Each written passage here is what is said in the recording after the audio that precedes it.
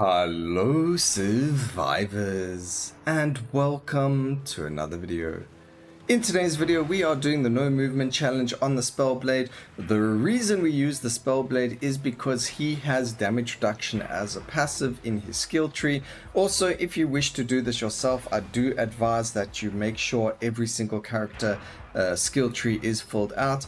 I'll show you at the end of the video why, so make sure you stay tuned. I also want to show you something really cool that you may not have known about the game, so make sure you sit back, relax, enjoy the video, watch the entire thing. There are going to be some things in here that you wouldn't see me otherwise do, and also just some interesting things as to how quickly you can melt a boss. But the whole build relies on the battle moose, or Chaos Golem, or Cave Bear, or any summon that has Taunt. You could use all of them. Of course, you can't have Chaos Golem. I don't think Spellblade has the option of getting Chaos Golem without Chaos Mastery. We landed up getting ourselves the best possible start, which is getting those those exact elites, those elite bats are melee. They come straight to you, which is fantastic, which means when we kill them we land up getting a lot of XP like you just saw over there. So very, very, very strong to land up getting them. We are going to be grabbing everything and anything possible that's going to help us survive, like armor, and then we don't need things like swift. We're not going to banish it, though it's not really that necessary. We don't need the crit damage over there, and we can take Leviathan. So this is the only time you'll ever see me normally take Leviathan, unless I'm trying to speed run, which I'm not. But Leviathan in a no movement challenge makes sense because we're not moving, so we don't need movement speed. The other things is that this build is actually a derivative of Mhysa's build. We'll link her video down in the description so you can see what she did ruin-wise. The build itself, the skills and everything are the exact same, or at least to the degree of which you can get them via RNG, but the premise is the same. Now, the build itself, the original one that Mhysa does, is the going for unconventional start, skill mastery nature, and weapon expert. Having that unconventional start and starting off with the moose in the beginning is actually very, very strong. The only reason I don't do it is because I found that I hardly ever find the moose in the beginning. So for me, it's a lot easier for me to get the moose when I'm using skill inclination nature, but then we do lose out on a little bit of the re-rolls that you otherwise want. But as you can see, we don't necessarily need them. We got everything we need except for one of the summons, which we will get eventually once we level up. But even if we don't get them now, it's not the end of the world. We've got the majority of what we need for the build, so we're in a very, very good spot. There's the War Tiger. We can get rid of Firestorm now, and we've got a nice juicy Indomitable over there, so that's really cool.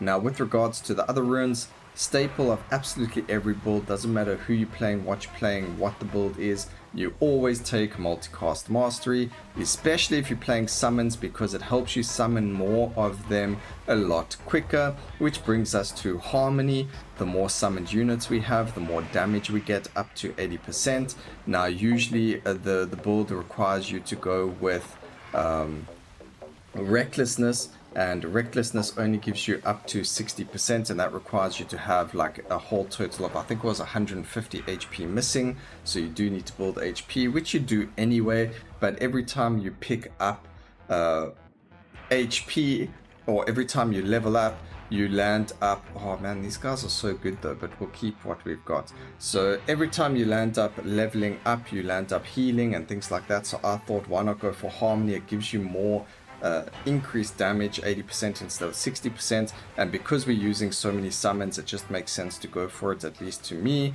And then I changed elemental flow to extra help to give us that one extra minion or summon that you otherwise wouldn't have, and especially to help the harmony. So that was my idea for this build.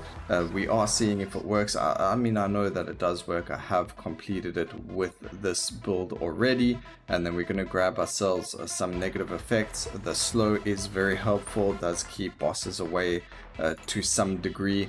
We do not need movement speed. we're gonna grab the Venomous and then get Magnetics are very good over there. Obviously being further away from XP and getting it means that we're going to be able to level up a little bit easier.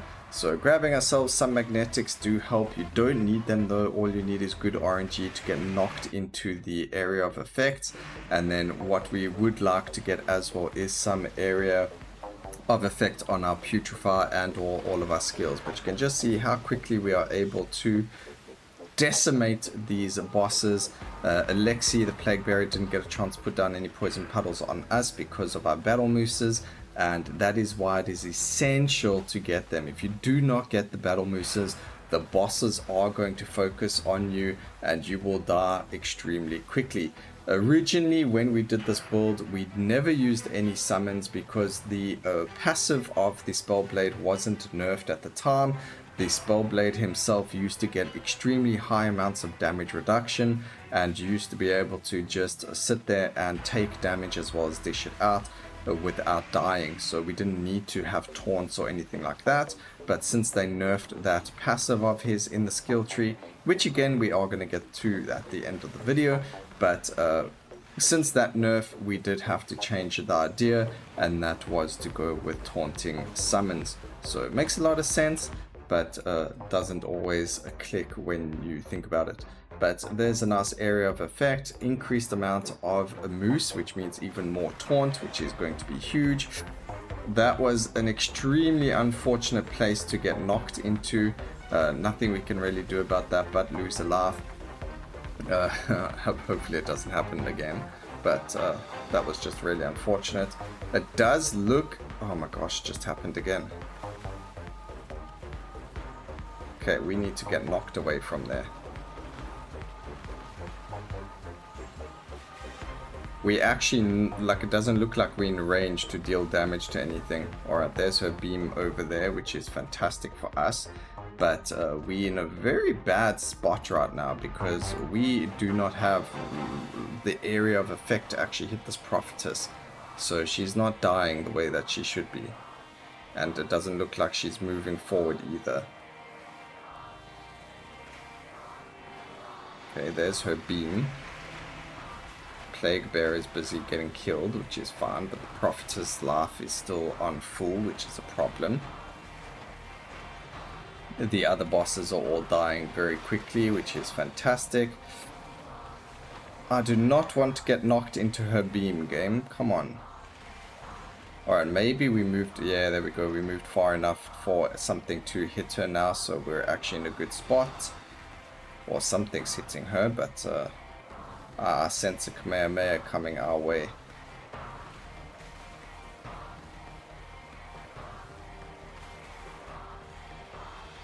Please do not let her hit us with it.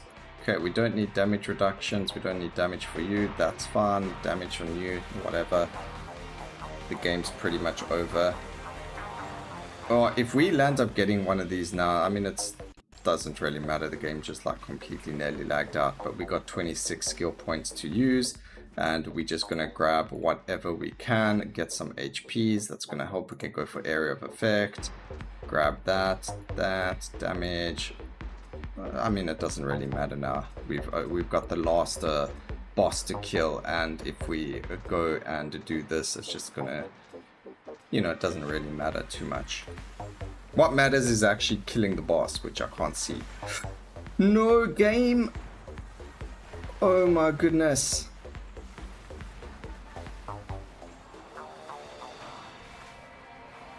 Talk about a close call.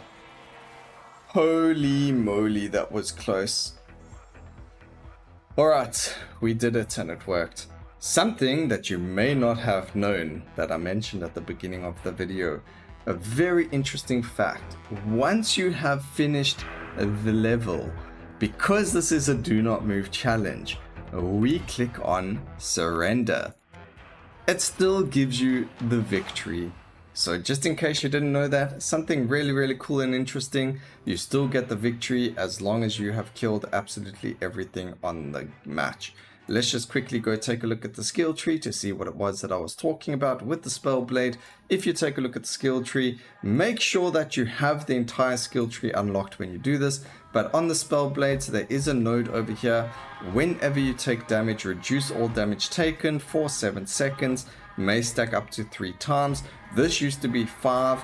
It used to be for 5 seconds, and it used to be infinitely stacking. The same thing applied to the Barbarian, the Arcane Weaver, and the Paladin. Obviously different passives, but that was why we chose Spellblade originally. Still getting damage reduction on him is the reason why we take him, and I hope that helps you guys.